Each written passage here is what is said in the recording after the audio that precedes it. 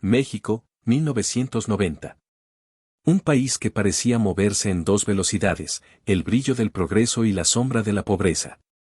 En la televisión aparecían los anuncios del nuevo peso, los discursos del futuro, los estadios llenos de color y promesas, pero al apagar la pantalla, las calles contaban otra historia. Las banquetas quebradas, los mercados sin techo, los niños que limpiaban parabrisas bajo la lluvia de smog. En los barrios, el hambre olía a tortilla fría y gasolina.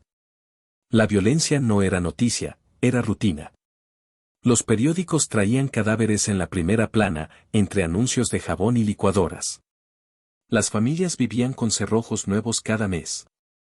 El miedo era una costumbre y la esperanza, una superstición.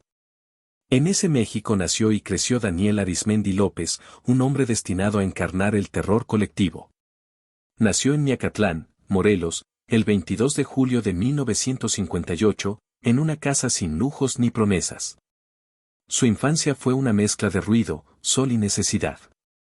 En los veranos, los niños jugaban entre el polvo, pero Daniel no jugaba, aprendía. Observaba el lenguaje de la calle, las reglas invisibles de la pobreza. Aprendió pronto que la autoridad no siempre protege, que la ley se dobla con dinero y que la justicia se esconde detrás de un escritorio. A los 15 años ya sabía robar coches. No por rebeldía, sino por hambre. En los talleres improvisados de los barrios aprendió a abrir puertas, cortar cables, encender motores ajenos.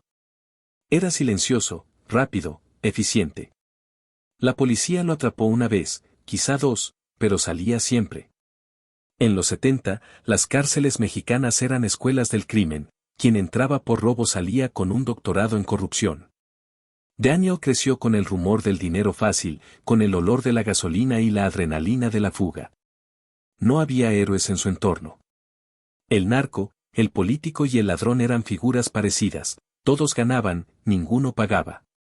En los 80, el país se hundió en crisis, devaluaciones, desempleo, violencia. Las calles se llenaron de mendigos y de uniformes verdes. Era el México donde el crimen se industrializó y la impunidad se volvió negocio. Las patrullas servían de escolta a los que podían pagarla, y los demás aprendieron a esconderse. En ese contexto Daniel Arismendi encontró su vocación, el miedo. Al principio fueron robos. Luego extorsiones. Más tarde, secuestros. Descubrió que el miedo vale más que el oro, que una llamada con voz grave puede mover millones, que una amenaza puede doblar a los poderosos. Su primer secuestro no salió como esperaba.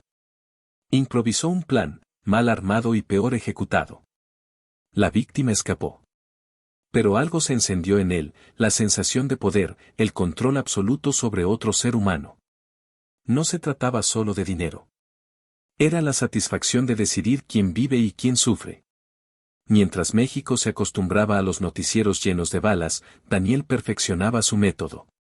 Aprendió a estudiar a sus víctimas, sus rutinas, sus miedos, sus hijos. Usaba un reloj mental para saber cuándo hablar, cuándo golpear, cuándo negociar. Era un psicólogo empírico del terror. La década avanzó con la promesa de un futuro moderno, pero en los barrios bajos, el presente seguía igual.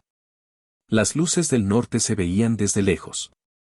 Los secuestros se convirtieron en una industria rentable y bien organizada. Policías corruptos ofrecían protección a bandas enteras. Los noticieros callaban por miedo o por soborno. En ese ambiente nació la leyenda del hombre que cortaba orejas. Las primeras víctimas fueron empresarios de Morelos, Puebla y el Estado de México.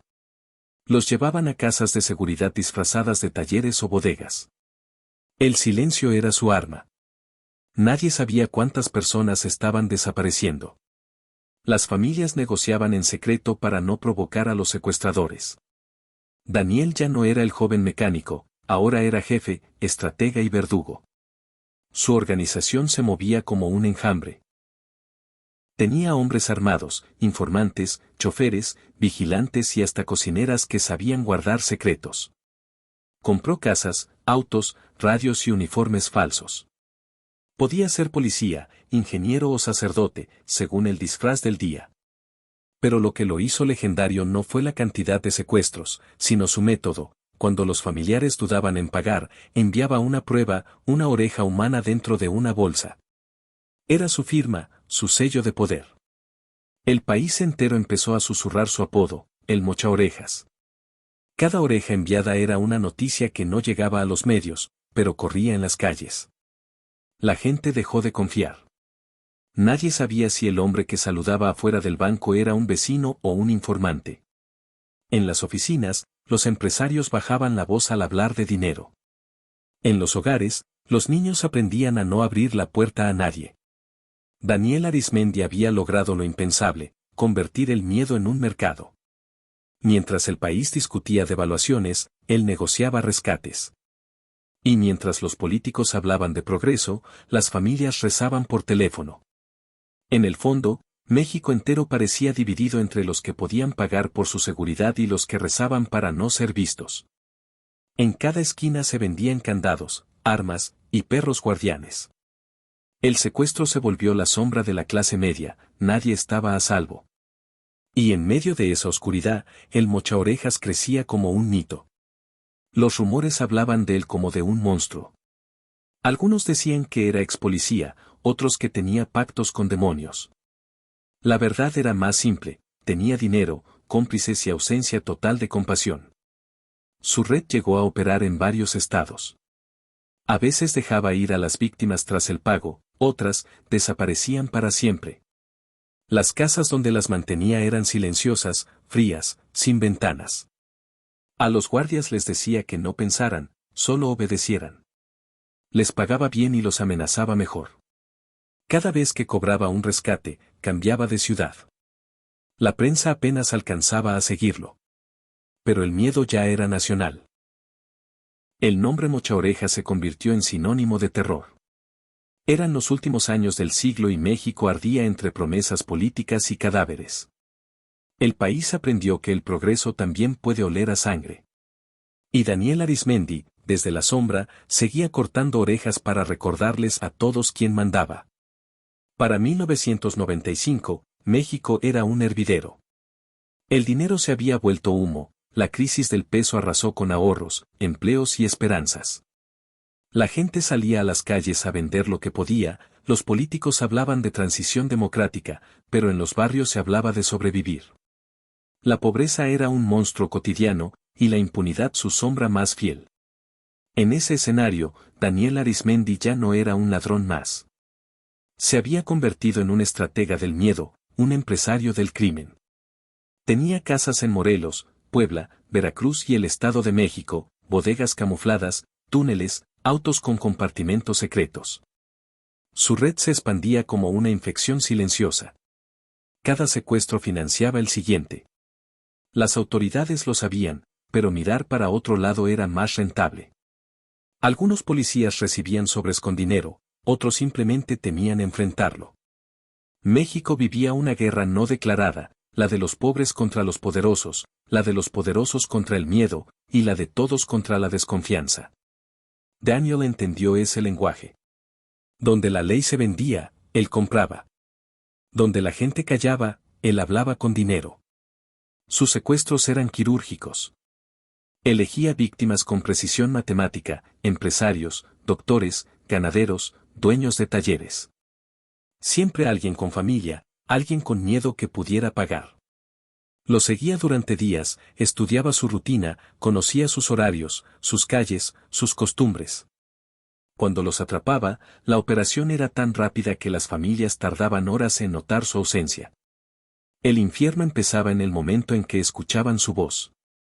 La llamada telefónica era directa, cortante, sin presentación. Tenemos a su familiar. No le hagas al héroe, porque te lo entrego por partes. Después venía el silencio. Un silencio tan pesado que rompía las oraciones, los pensamientos, la fe. La primera vez que cortó una oreja lo hizo con rabia, no con frialdad. Era un castigo, una advertencia a un padre que dudaba en pagar. Pero el efecto fue tan poderoso que convirtió la mutilación en parte de su marca. Cada trozo enviado era un recordatorio de que él dominaba la vida y la muerte. La prensa pronto escuchó los rumores. Hay un hombre que corta orejas, decían los titulares. La palabra mochaorejas apareció como una sombra nueva en el vocabulario del país. El miedo se expandió como una plaga. En las escuelas, los niños jugaban al secuestro, gritando entre risas nerviosas, "Ahí viene el mochaorejas". En los hogares, las familias dejaron de contestar llamadas de números desconocidos. En los negocios, los empresarios instalaban rejas, cámaras y guardaespaldas. México, el país de las sonrisas y la fiesta, se había convertido en un país que cerraba las cortinas antes de las 6. El crimen organizado encontraba su edad dorada. Las calles estaban llenas de policías, pero nadie se sentía protegido. La corrupción era tan profunda que las fronteras entre criminal y autoridad se desdibujaban. Muchos de los secuestradores de Arismendi habían sido agentes o soldados. Sabían cómo moverse, qué puertas tocar, qué patrullas evitar. Daniel pagaba bien. Sabía que el miedo necesitaba estructura. Cada hombre en su banda tenía un rol: el halcón, el vigilante, el torturador, el negociador. Y todos lo temían. No solo por su violencia, sino por su inteligencia. Era metódico. Guardaba notas, grabaciones, listas de víctimas potenciales. Cuando un secuestro se complicaba, desaparecía por semanas. Nadie sabía dónde se escondía. Algunos decían que tenía protección de políticos locales, otros que se refugiaba en zonas rurales donde lo trataban como benefactor. Y mientras el país discutía reformas económicas, la gente vivía entre rejas. El secuestro se volvió el nuevo impuesto del miedo. No importaba el color del partido ni la promesa del candidato, todos sabían que el gobierno podía cambiar, pero el terror seguía. En los noticieros de la época, los presentadores hablaban de crecimiento, de tratados internacionales, de modernización. Pero detrás de cámara, las familias se organizaban para pagar rescates. En las colonias de clase media, los vecinos hacían colectas para ayudar a quien había sido víctima.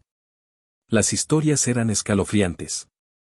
Un joven liberado con una venda en la cabeza. Una mujer que regresaba sin parte de una oreja. Niños que despertaban gritando cada vez que sonaba el teléfono. En ese contexto, Daniel Arismendi era el símbolo perfecto del fracaso del Estado, un hombre que demostró que la impunidad podía tener rostro, voz y firma. Su fortuna crecía. Compraba autos de lujo, casas con alberca, terrenos en Cuernavaca y Acapulco. Sus vecinos lo veían como un empresario excéntrico, siempre rodeado de hombres armados. Nadie preguntaba demasiado. En México, hacer preguntas incómodas era una forma de suicidio. Para ocultar su dinero, abrió negocios, talleres, casas de empeño, compraventas de autos. Cada empresa era una fachada. Cada trabajador, un testigo silencioso. Y mientras tanto, las autoridades fingían cazarlo. Cada cierto tiempo anunciaban la captura de importantes miembros de su banda. La gente aplaudía hasta que los secuestros continuaban. Era un teatro cruel, una danza de comunicados y cadáveres. A mediados de 1997, el país ya hablaba del mochaorejas como si fuera una leyenda urbana. Algunos creían que no existía, que era invento de la prensa. Otros aseguraban haberlo visto, siempre distinto, siempre invisible. Pero el monstruo era real. Y estaba más cerca de lo que imaginaban. La red de Arismendi tenía tentáculos en todos lados. Algunos secuestros los ejecutaban células pequeñas, independientes, que le pagaban una parte del rescate a cambio de protección. El mochaorejas se había vuelto una franquicia del crimen. Su organización operaba con una precisión enfermiza. Si alguien fallaba, lo eliminaban. Si alguien hablaba, desaparecía. Los cadáveres aparecían en barrancos, envueltos en bolsas, sin orejas. Era su firma macabra. El país empezó a perder el sueño. La policía hablaba de investigaciones, pero la gente hablaba de milagros. Solo un milagro podía protegerte del mochaorejas. En las radios, los comentaristas decían que México estaba enfermo. Y sí lo estaba. No solo por los secuestros, sino porque el miedo se había vuelto parte de la vida cotidiana. La gente ya no confiaba en nadie. Los padres no dejaban salir a los hijos. Los ricos se escondían, los pobres se resignaban, y los criminales hacían negocios. Daniel Arismendi, mientras tanto, vivía entre la arrogancia y el delirio. Creía que era intocable. Había comprado autoridades, jueces, periodistas. Cuando se miraba al espejo, veía un hombre poderoso, no un monstruo. Pero algo empezaba a cambiar. El miedo comenzó a volverse rabia. Las familias empezaron a hablar, a denunciar, a exigir justicia. La presión subía, y el gobierno, acosado por escándalos, necesitaba un triunfo mediático. En 1998, el cerco se cerró. Una serie de llamadas interceptadas y testimonios llevaron a los federales hasta su red de casas de seguridad. La operación fue brutal y rápida. El 17 de agosto, en una casa de Atizapán, Estado de México, los agentes rodearon el lugar. Adentro, Daniel intentó escapar, pero lo atraparon junto a varios de sus hombres. Cuando lo esposaron, sonrió. Dijo que él solo era un hombre de negocios. Pero en los cuartos contiguos encontraron armas, dinero, listas de víctimas, grabaciones y bolsas con orejas humanas. México exhaló, pero no descansó. La captura del mochaorejas no devolvió la paz, solo confirmó los miedos. La gente comprendió que el monstruo había caído, pero su sombra seguía viva en las calles, en las bandas que él había inspirado, en los hombres que aprendieron su método. El 17 de agosto de 1998 amaneció como cualquier otro día en la Ciudad de México, gris, con un cielo bajo que oprimía los edificios, con el bullicio de una ciudad que nunca descansa. Nadie imaginaba que ese día, el hombre que se había convertido en el rostro del terror sería finalmente capturado. La noticia se regó como pólvora, cae el mochaorejas.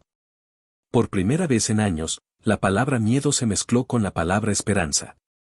Los noticieros repitieron las imágenes del operativo federal una y otra vez, policías encapuchados, sirenas, un hombre robusto con camisa azul siendo arrastrado por los pasillos de una casa que olía a metal, humedad y muerte. El país entero observaba con una mezcla de alivio y asombro. Ese era el monstruo. Ese rostro de mirada vacía y sonrisa cínica era el hombre que había cortado orejas, el que había puesto de rodillas a empresarios, familias y autoridades. Daniel Arismendi López, el secuestrador más temido de México, había caído. Pero su captura no fue el fin del miedo. Fue el espejo donde México se vio reflejado, y lo que vio fue más aterrador que el propio criminal. Dentro de la casa donde lo encontraron había fajos de billetes, radios, armas, joyas y documentos con nombres, direcciones y números de teléfono. Había grabaciones de sus llamadas con las familias de las víctimas, su voz fría, calculadora, segura de que nadie podía tocarlo. Y junto a todo eso, fotografías de policías, agentes y funcionarios que lo habían protegido. El mochaorejas no había operado solo. Había tejido su imperio sobre la complicidad del sistema. Tenía policías en su nómina, abogados dispuestos a desaparecer expedientes y hasta agentes que le informaban sobre operativos antes de que ocurrieran. El miedo era su negocio, pero la corrupción era su escudo. En las primeras declaraciones ante la prensa, Daniel hablaba sin culpa. Decía que todo lo que había hecho era por dinero, que así se vive en México. Su cinismo era un retrato del país que lo había creado, un país donde la violencia era rutina y la moral, un lujo. Las víctimas comenzaron a aparecer, algunas vivas, otras en silencio perpetuo. Las familias contaban cómo habían recibido las orejas en sobres amarillos, cómo habían negociado con él mientras escuchaban el llanto de sus seres queridos al otro lado del teléfono. Muchos no sobrevivieron. Otros volvieron, pero nunca fueron los mismos. El juicio fue un espectáculo mediático. Las cámaras buscaban cada gesto del criminal. Daniel parecía disfrutar la atención. A veces reía, a veces levantaba la vista con orgullo. No se veía derrotado, se veía satisfecho.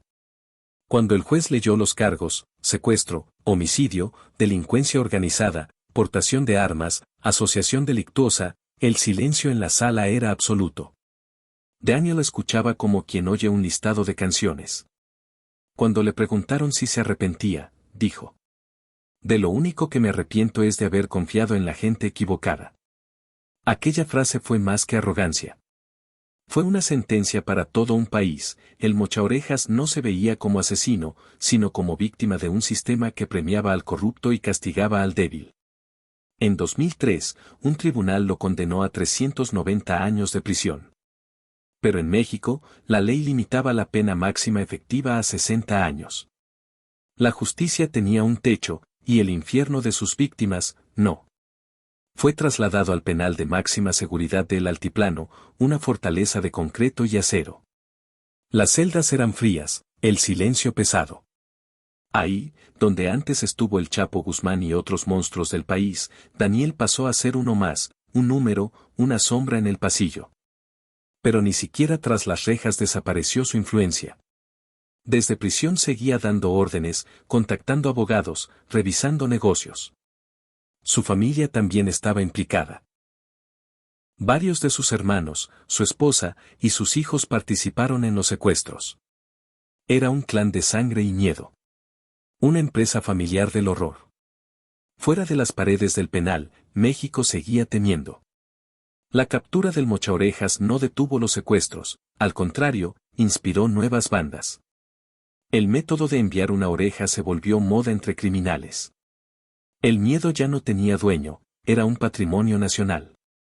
A finales de los 90, el país estaba dividido entre quienes buscaban justicia y quienes ya no creían en ella. Las estadísticas de secuestro subieron. Las familias adineradas empezaron a irse del país. Los que se quedaron blindaron sus casas, contrataron escoltas, o simplemente aprendieron a vivir con miedo. El crimen organizado había entendido el mensaje: si Daniel Arismendi pudo hacerlo durante años con la complicidad del sistema, cualquiera podía. Y así comenzó la era de los secuestros como industria. Los medios hablaban de un México secuestrado. Los políticos prometían reformas. Pero en las calles, nada cambiaba. El miedo seguía respirando por la espalda de cada ciudadano. Los secuestros ya no eran noticia, eran parte del paisaje. Las familias sabían que, si les tocaba, lo mejor era no hablar. Y si el secuestrador cumplía, había que agradecerle. La normalización del horror fue la herencia más grande del Mochaorejas. Las víctimas sobrevivientes contaban historias que helaban la sangre.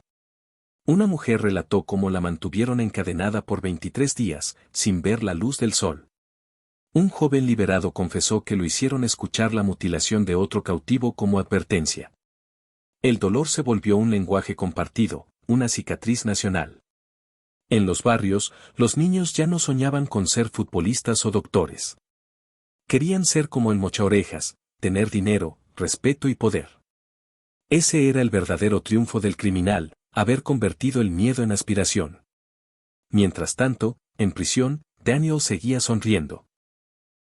Recibía visitas de periodistas, escribía cartas, incluso planeó un libro sobre su vida. Decía que quería contar su verdad. Pero lo que quería, en realidad, era seguir siendo el centro del miedo. México, al final de los 90, era un país exhausto. Los secuestros, los asesinatos y la corrupción habían quebrado la fe de la gente. El crimen era tan grande que parecía parte del paisaje natural. Y Daniel Arismendi, desde su celda, se había convertido en símbolo de todo lo que estaba roto. Afuera, los políticos hablaban de progreso, de estabilidad, de nuevas elecciones. Pero el pueblo no escuchaba promesas, escuchaba sirenas. Los noticieros ya no eran informativos, eran funerales en cámara lenta. El Mochaorejas, en su encierro, seguía riendo. Decía que en México, todos tienen precio. Y lo decía con la autoridad de quien lo había comprobado. El país que lo había creado no había aprendido la lección. Las raíces del mal seguían creciendo, alimentadas por el mismo suelo de impunidad y miedo. Porque capturar a un hombre no basta cuando el sistema que lo permitió sigue intacto. El paso del tiempo no borra el miedo, solo lo transforma. En el altiplano, los días del Mochaorejas transcurren en un ciclo inmóvil, conteos, comidas frías, silencios largos. Desde su celda, Daniel Arismendi López observa el mismo horizonte de concreto que otros monstruos del país. El tiempo lo marchita, pero no lo redime. Dicen que envejece tranquilo, que su mirada sigue siendo la misma, vacía, pesada, sin arrepentimiento. Los custodios lo llaman el patrón, no por respeto, sino porque su reputación aún impone. Algunos presos le piden consejos, otros lo evitan. Nadie olvida quién fue. Mientras tanto, allá afuera, México sigue viviendo con las cicatrices que dejó su nombre. Las décadas pasaron, los gobiernos cambiaron, pero la herida sigue abierta. Los secuestros continúan, los desaparecidos se cuentan por miles y el miedo se volvió una tradición. En las calles, la gente aún mira 2 veces antes de abrir la puerta. Los noticieros repiten los mismos titulares: corrupción, impunidad, violencia. Solo cambian los rostros. El Mochaorejas ya no está libre, pero su sombra sigue respirando en cada rincón donde la justicia no llega. Porque lo que Daniel Arizmendi hizo no fue solo cortar orejas. Lo que cortó fue la fe. La fe en la policía, en el gobierno, en la palabra seguridad. Le enseñó a México que el dolor podía ser negocio, que el miedo podía venderse al mejor postor. En los 90, su nombre era sinónimo de terror. Hoy, su legado se ve en cada historia de extorsión, en cada video de un secuestro difundido en redes, en cada familia que vive detrás de rejas y cámaras. El monstruo cambió de rostro, pero el país sigue igual de asustado.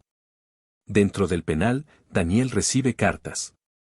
Algunas de odio, otras de curiosidad.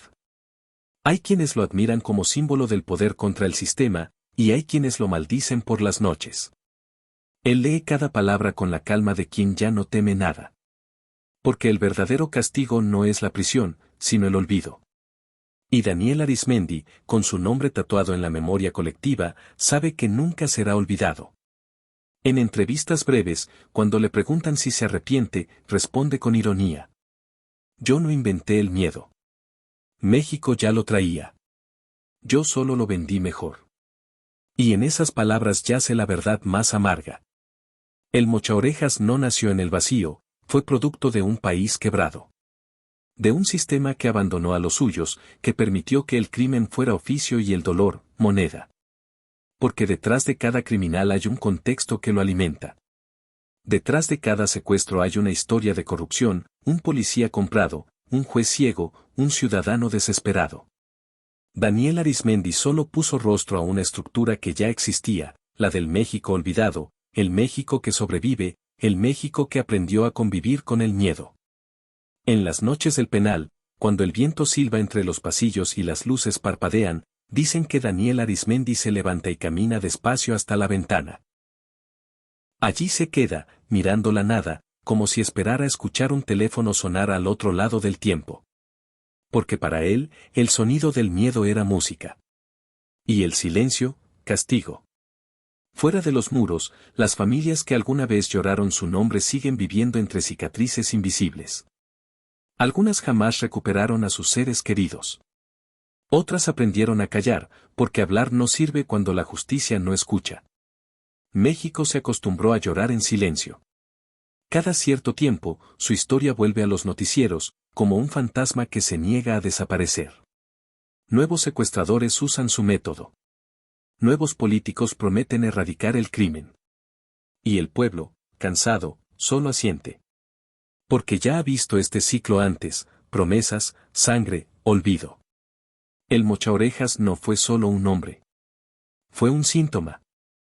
El síntoma de un país donde la impunidad florece como maleza, donde la pobreza alimenta la desesperación, y donde el dolor ajeno se cotiza como mercancía.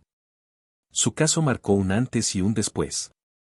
El gobierno creó nuevas unidades antisecuestro, nuevas leyes, nuevos discursos. Pero el miedo no se legisla. El miedo se queda en los huesos, en los recuerdos, en la forma de caminar de una madre que teme por su hijo, en la mirada desconfiada de quien escucha pasos detrás. Hoy, más de 20 años después de su captura, Daniel Arizmendi López sigue vivo, encerrado entre los muros del penal de máxima seguridad. Sus manos envejecen, su cuerpo se encorva, pero su historia sigue siendo una advertencia. No sobre el poder del mal, sino sobre la debilidad del bien. Porque lo terrible no fue solo lo que hizo, sino lo que el país permitió que hiciera. Durante años, las autoridades callaron, la sociedad se resignó, y el miedo se volvió rutina. Y cuando el miedo se vuelve costumbre, los monstruos se sienten cómodos. México, el país de las canciones y los milagros, aprendió que también puede ser el país del silencio. Y ese silencio fue el alimento de Daniel Arismendi. Un silencio que aún persiste, disfrazado de resignación. El mochaorejas cortó orejas, pero el sistema cortó algo más profundo, la confianza. Esa confianza que una nación necesita para levantarse. Por eso, su historia no termina en su celda, ni en las páginas de los periódicos amarillistas. Sigue viva en cada ciudadano que baja la mirada al pasar junto a una patrulla, en cada madre que reza para que su hijo vuelva a casa, en cada joven que prefiere callar antes que denunciar. Y así, el legado del mochaorejas trasciende su propio nombre. Es el eco del miedo que no se ha ido. Es la advertencia de lo que ocurre cuando la justicia se vende y la sociedad calla. En la oscuridad de su celda, Daniel Arismendi López es solo un nombre. Pero en la memoria de México, es un símbolo. Un recordatorio cruel de que el miedo, cuando no se enfrenta, termina por gobernar. Y mientras la noche cae sobre el altiplano y el país sigue buscando su redención, la pregunta persiste, flotando como un lamento en la oscuridad. ¿De verdad cayó el monstruo, o simplemente cambió de rostro?